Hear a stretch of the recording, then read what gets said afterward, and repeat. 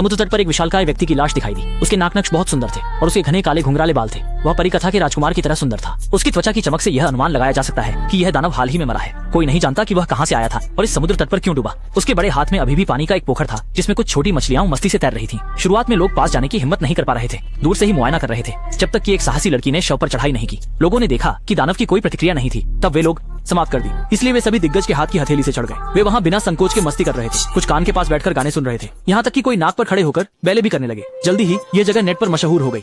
ये अच्छा है कि यह दैत्य बहुत सिद्धांतवादी था। उसने कभी संरक्षित शरीर को नुकसान नहीं पहुंचाया। समय के साथ दैत्य के दृश्य का आकर्षण कम हो गया। कुछ दिनों बाद यहाँ घूमने आने वाले लोग बहुत कम रह गए और इस वक्त इंजीनियरिंग टीम यह अध्ययन कर रही थी कि दैत्य के शरीर को कैसे विघटित किया जाए, क्योंकि उसका शव धीरे धीरे सड़ने लगा। पहले की चमकती रंगत खत्म हो गई और उसमें से बेहद बदबूदार गंध फैलने लगी। यहाँ तक कि हथेली में जो पानी था वह भी सूख चुका था।